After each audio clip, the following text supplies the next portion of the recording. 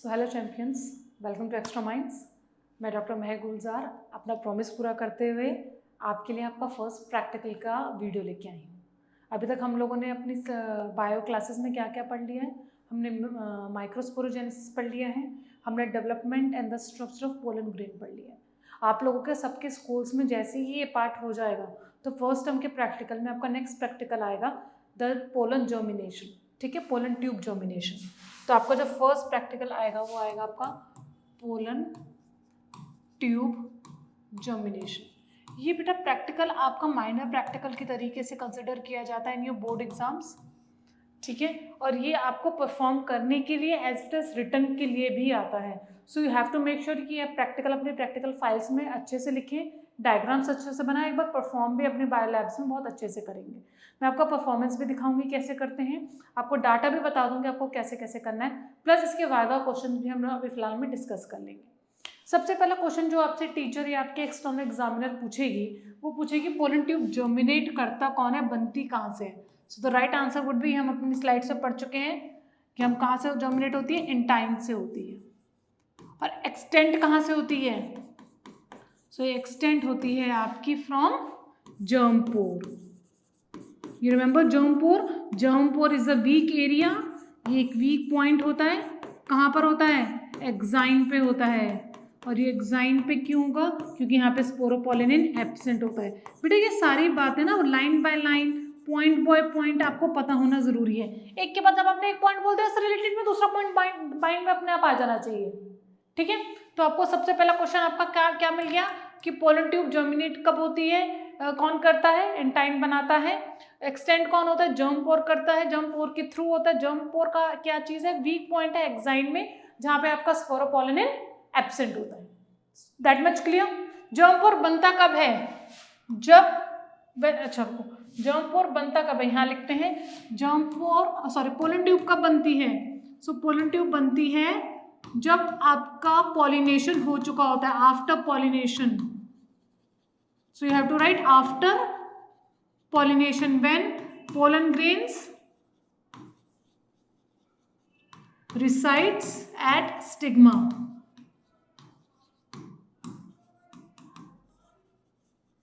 Stigma पे वो बैठ चुका होता है। And after absorbing the water from the stigma the 2-celled pollen grain converts into 3-celled pollen grain. So stigma पे आफ्टर एब्जॉर्बिंग वाटर को एब्जॉर्ब करने के बाद 2-celled पोलन ग्रेन किस में चेंज हो जाता है, 2-celled पोलन ग्रेन हमने अपने उसमें अभी वीडियो में करा है। 2-celled pollen grain change into 3-celled pollen grain.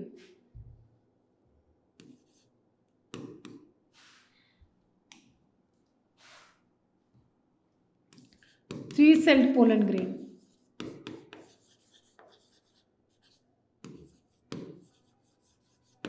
वो 3-cell पोलन ग्रेन में चेंज हो जाता है। पोलन और जो पोलन ट्यूब का काम है वो क्या होता है जनरली, ये जो पोलन ट्यूब होती है ये आपकी 3-cell पोलन ग्रेन में जो 2 जर्म पोर बने थे, होल्ड ऑन बेटा,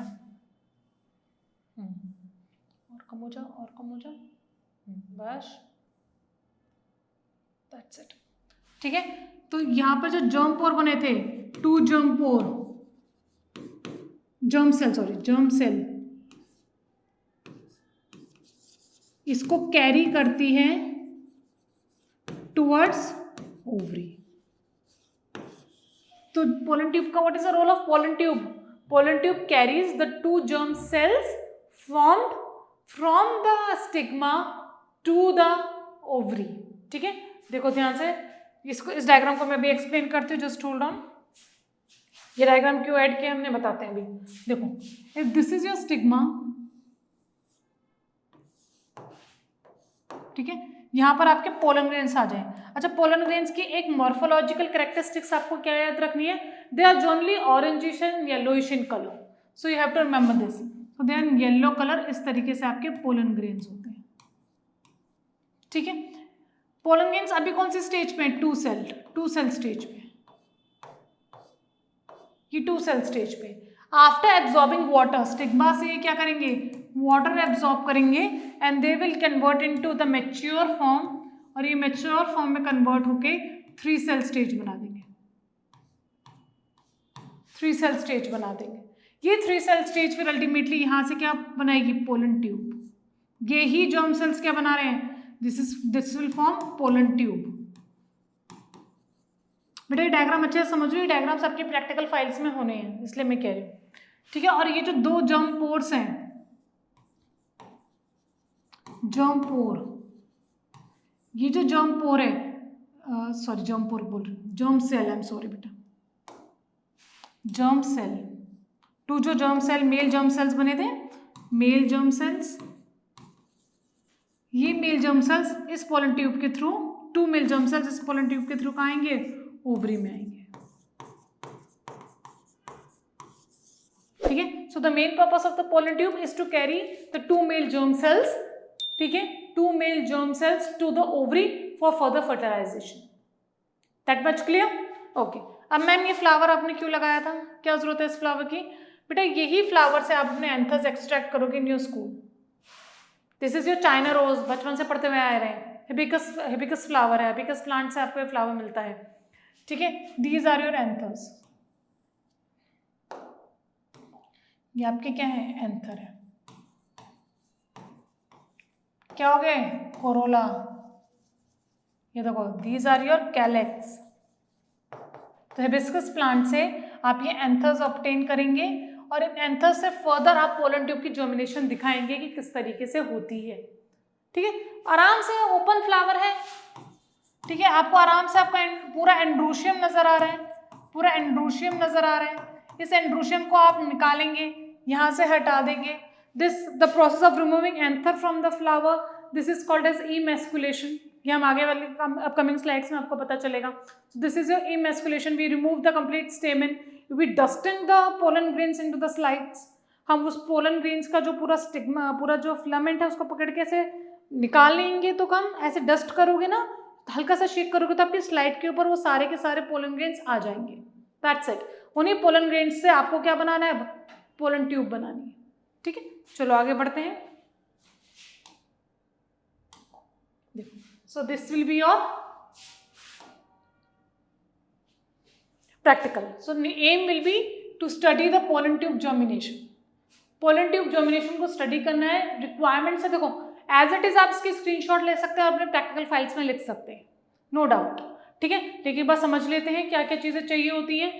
फ्रेश सीजनल फ्लावर्स, तो China rose is the most appropriate one, is the most appropriate one. Slide, अच्छा बेटा मेक श्योर कि आप ये जो प्रैक्टिकल है ग्रुप्स में ना करें। ये वाला specially practical don't perform in a group, कि हम दोनों एक ही स्लाइड में काम कर लेते हैं। Make sure you do the practicals, this practical specially having the separate individual slides.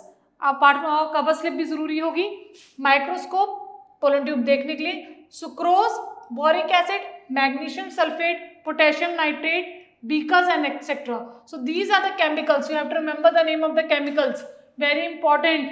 ये आप लोगों को अगर याद हो तो आपने मिनरल्स चैप्टर पढ़ा था 11th क्लास में, वहां पर हमने माइक्रो एंड मैक्रो न्यूट्रिएंट्स के बारे में पढ़ा था और वहां पर हमने क्या पढ़ा था कि बोरिक एसिड किस लिए यूज होता है, पोलन ट्यूब जर्मिनेशन के लिए। पोटेशियम कहाँ यूज होता है, पोलन ट्यूब जर्मिनेशन के लिए। तो अगर आप एक चीज याद करो तो आपको दूसरी चीज भी वहां पर लिंक करवानी है। सो मेक श्योर ये सारी चीजें आप पढ़ के रखें, ठीक है। तो क्या याद करना है आपको, sucrose, boric acid, magnesium sulphate and potassium nitrate, ये 4 केमिकल चाहिए आपको, जो आपको आपके पोलन एंथस के ऊपर डालने हैं, पोलन ग्रेन्स के ऊपर डालने हैं, जो फाइनली पोलन ट्यूब को जर्मिनेट करवाएगा, ठीक है। You have to remember all this chemicals name, ठीक है। अब आपको एक सोल्यूशन प्रिपेयर करना है। This solution can be prepared by the एक ही सोल्यूशन प्रिपेयर करना 100 ml का, और सारी क्लास यूज कर लेगी, और 1-2 ड्रॉप्स चाहिए। So if you can use 50 ml also, so कोई प्रॉब्लम नहीं है। Depend, don't waste any chemical, कोई केमिकल वेस्ट मत करना। मेक श्योर कि आप पूरी क्लास का एक ही सोल्यूशन बनाएं, ठीक है। तो सोल्यूशन में क्या क्या होगा, देखो 100 ml के लिए आपको एक गिवन है, आपको 100 ml के लिए गिवन है। If you want you can make for 50 ml also, इसे आप 50 ml के लिए भी बना सकते हैं, depending upon the size of your class, ठीक है। Number of students in the class, you can very the amount of your ml या volume of your solution. If I am talking about the 100 ml of the water, 100 ml of the water, you need 10 gram of sucrose, 10 gram of boric acid, 30 mg of magnesium and 20 mg of potassium nitrate. Make sure ये concentration, ये measurement आप याद रखें। Directly और indirectly आपको ये बात अपने एग्जामिनर को बतानी है कि भाई हमें याद है कितना में क्या डलता है, ठीक है। So you have to remember what 10 sucrose, 10 boric acid, 30 mg magnesium sulphate and 20 mg potassium nitrate. Potassium nitrate clear है सबको? ये बात समझ में आ गई? तो ये सारे आपको मेजरमेंट्स याद रखने हैं। उसके बाद ये आप कितने के लिए बना रहे हैं? 100 ml के बीकर के लिए।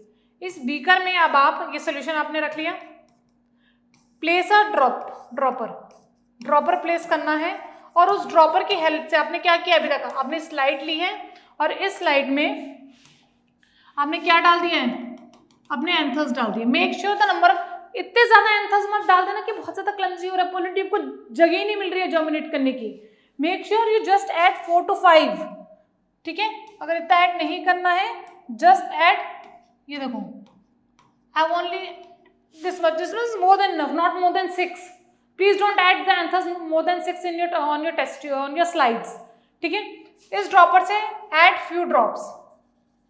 अब बेटा few drops का मतलब ये नहीं है कि बहा दो, इतना नहीं डालता है इसमें सोल्यूशन कि पोलन ग्रेन से मेरी स्लाइड से बाहर चलेंगे। आराम से स्लाइड को पकड़ो और place that slide on your slab, take the beaker, take the dropper, add some drops of your solution containing sucrose, boric acid, magnesium sulphate and potassium nitrate, ठीक है। हल्के से आप पंच करेंगे तो 5-6 ड्रॉप्स भी बहुत होंगे, बहुत ज्यादा। Maximum it can be your 3 to 4 drops, 3 to 4 drops, और लीव दैट फॉर 5 मिनट्स।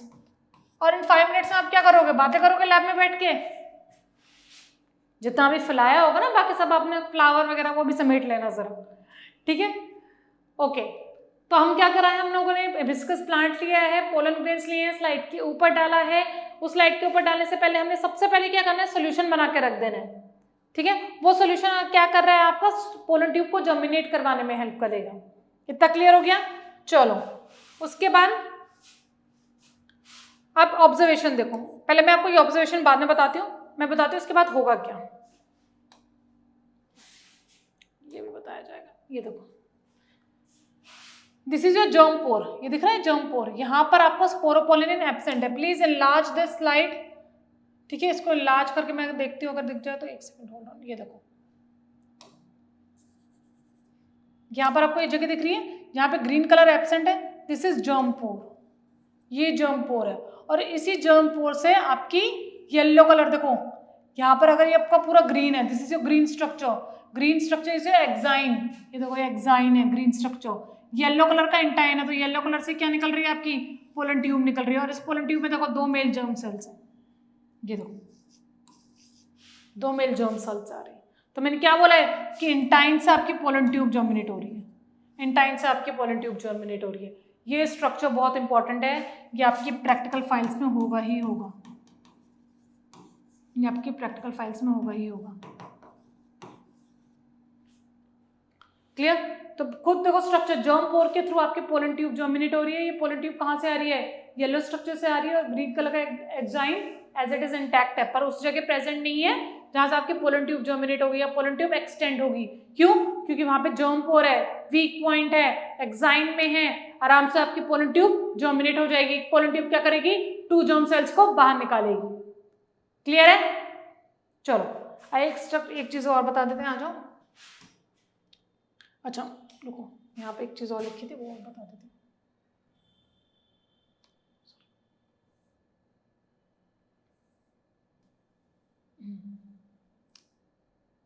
बेटा एक देखो, इस तरीके से यहाँ पर एक ना लेयर प्रेजेंट होती है, and that layer is called as pollen kit. ये पोलन किट क्या है? एक आपका स्टिकी मटेरियल है, सॉरी बच्चों, स्टिकी मटेरियल है। स्टिकी मटेरियल क्या होगा? प्रेजेंट होगा on mature anther, mature anther में प्रेजेंट होता है ये sticky layer, for the attachment to the stigma, attachment to stigma. Stigma पे अटैचमेंट के लिए। और जो स्टिकी लेयर्स है वो कौन बनाता है? ये स्टिकी लेयर्स कौन बनाता है? This sticky layers is formed by tapetum. Tapetum cells याद है, माइक्रोस्पोरेंजिया के इनर मोस्ट लेयर होते हैं, बाइन्यूक्लिएटेड होते हैं और ऑक्साइन सेक्रीट करते हैं, न्यूट्रिशन प्रोवाइड करते हैं, न्यूट्रिशन प्रोवाइड करते हैं। क्लियर है सबको? ये बात समझ में आ गई? चलो ये क्लियर है क्या? अब मुझे एक चीज सबको और बतानी थी, इसमें ये आ जाओ, थोड़े से पॉइंट्स है वाइवा के लिए आप लोगों के लिए कि किस तरीके से आपको पता होना चाहिए। आउटर मोस्ट कौन सी लेयर थी? एक्साइन थी। एक्साइन में एक वीक पॉइंट होता है, दिस वीक पॉइंट को हम क्या बोलेंगे? जर्म पोर, जहाँ पे स्पोरोपोलिन एब्सेंट होता है। और क्या होगी यहाँ से? Extension of pollen tube, extension of pollen tube. अब जो दो आपके सेल्स बने थे टेट्राड से, बेटा पहले के लेक्चर देख के देखना, टेट्राड से आपके सेल बने थे, तो जो वेजिटेटिव है ये कौन सा होता है? लार्ज होता है। ठीक है, इसमें आपका reserve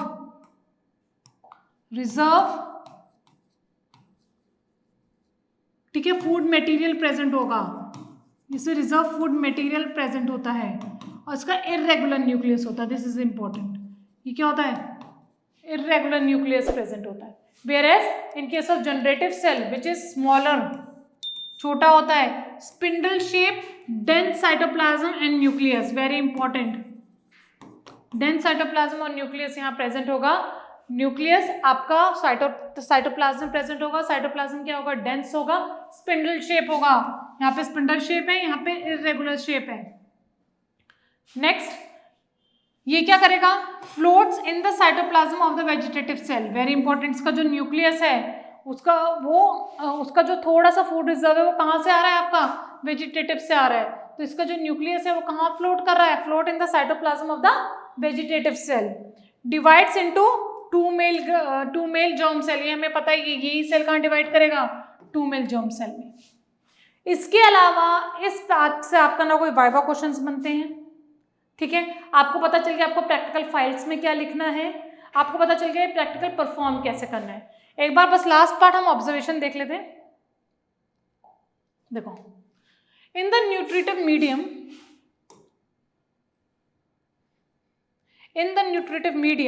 the pollen grain, nutritive medium मतलब ये सारा जिसमें सुक्रोज, बोरिक एसिड, मैग्नीशियम और पोटेशियम ये सब प्रेजेंट है, this is the nutritive medium.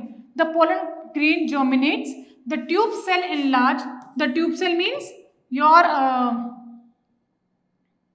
generative cell, the generative cell enlarge and comes out of the pollen grain through one of the germ pore and forms the pollen tube. Finally जो tube cell होगा वो enlarge होगा और वो germ pore के through किसके through आता रहेगा? pollen tube germ pore के थ्रू बाहर आ जाएगी। the tube nucleus descent into the tip of the pollen tube. Ultimately क्या हो रहा है कि जो दो जर्म पोर थे, ये जो जर्म पोर बनाए थे, ये दोनों जर्म पोर इसके थ्रू क्या हो जाएंगे? ये नीचे तरफ डिसेंट करने लग जाएंगे। The generative cell also passes into it, soon it divides two male gametes and each male gametes are lenticular to spherical in outline. ठीक है, तो ये सारी बात आपको याद रखनी है कि न्यूक्लियस किस तरीके का होगा, किस तरीके से आपकी पोलन ट्यूब बन रही है, क्या न्यूट्रिटिव मीडियम है, और आपकी पोलन ट्यूब आराम से आपको माइक्रोस्कोप के अंदर नजर आएगी, बहुत आराम से। ऐसा नहीं होगा कि आपको, अच्छा कभी कभी ऐसा होता है कि इन्वायरमेंटल कंडीशंस की वजह से जरूरी नहीं है कि 5 मिनट में हो, so you can wait for 15 minutes, आप 15 मिनट्स तक वेट कर सकते हो, सो नो इशू। क्या हुआ? You can wait for further 15 minutes. ठीक है, so you have to wait for another 15 minutes. आगे बढ़े, चलो इतना क्लियर हो गया सबको? आपका फर्स्ट प्रैक्टिकल कंप्लीट हो गया। जैसा आपको प्रॉमिस किया गया था कि आपको इस प्लेटफॉर्म पे सारे के सारे प्रैक्टिकल्स भी आप लोगों को मिलेंगे। सो अभी तक हमने क्या क्या कंप्लीट कर लिया है? बेसिस कंप्लीट कर लिए हैं, हमने क्या कंप्लीट कर लिया? माइक्रोस्पोरोजेनेसिस कंप्लीट कर लिया, हमने पोलन का स्ट्रक्चर कंप्लीट कर लिया है। We have done our first practical related to our pollen grain. ठीक है, जितना मैंने पढ़ा है इसके बियॉन्ड ना सीबीएसई में पूछा जाएगा, ना ही आपके स्कूल में पूछा जाएगा, तो इतना आप मिनिमम करके जाएंगे, so that will be more than enough for you guys. ठीक है, अगला जो लेक्चर आएगा वो आपका आएगा फीमेल रिप्रोडक्टिव सिस्टम के थ्रू, उसके ऊपर आएगा आपका लेक्चर, आपका हम स्ट्रक्चर पढ़ेंगे, हम मेगास्पोरेंजिया का नाम, ठीक है। तो इतना आप लोग पढ़ के आएंगे अपनी नेक्स्ट क्लास में। All the best.